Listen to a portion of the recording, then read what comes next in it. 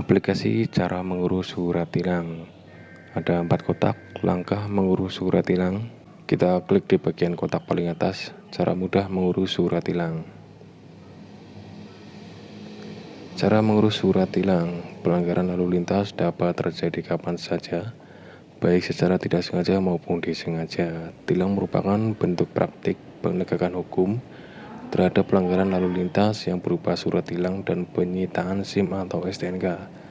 Meskipun proses penilangan berlangsung dengan cepat, namun proses pengurusannya belum tentu. Jumlah informasi yang diketahui pelanggar dan cara yang dipilihnya untuk menyelesaikan perkara pelanggaran menjadi faktor yang menentukan berlangsungnya proses pengurusan. Oke, langkah pertama mengurus surat tilang. Kita buka kotak pertama.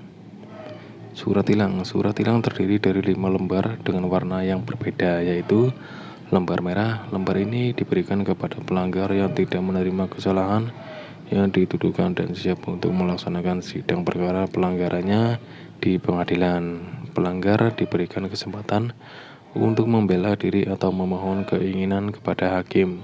Lembar biru. Lembar biru ini diberikan kepada pelanggar yang menerima atau mengakui kesalahan yang dituduhkan dan menyatakan setuju atas dakwaan penyidik atau penyidik pembantu, serta bersedia membayar denda maksimal yang ditentukan UU LLAJ dan disetorkan ke bank yang ditentukan.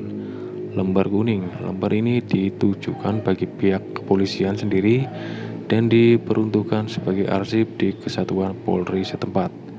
Lembar putih. Lembar ini ditujukan sebagai arsip untuk kejaksaan negeri setempat. Namun jika di kemudian hari ada permasalahan, maka arsip tersebut bisa digunakan sebagai bukti dan catatan.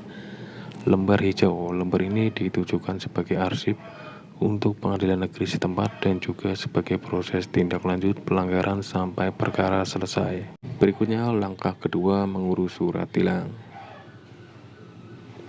Prosedur penilangan. Jika terbukti melanggar undang-undang lalu lintas yang telah ditetapkan, maka pelanggar akan diberikan surat tilang dan wajib menyerahkan SIM atau STNK untuk disita.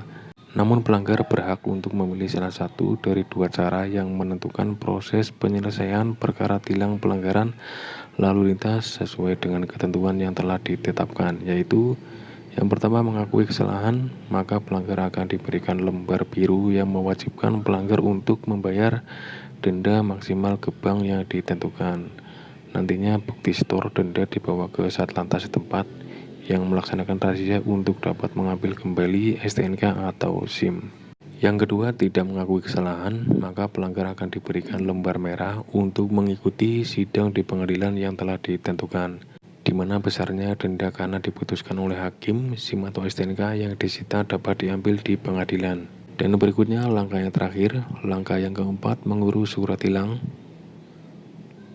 Prosedur mengikuti persidangan. Tersedia 2 cara dalam menjalani sidang, yaitu pelanggar tidak hadir di sidang pengadilan. Dalam hal ini, terdakwa dapat menunjuk seseorang dengan menyatakan di dalam kolom tilang bahwa ia menunjuk seseorang untuk mewakilinya di sidang pengadilan. Dan selanjutnya bisa kalian baca sendiri sampai akhir ya.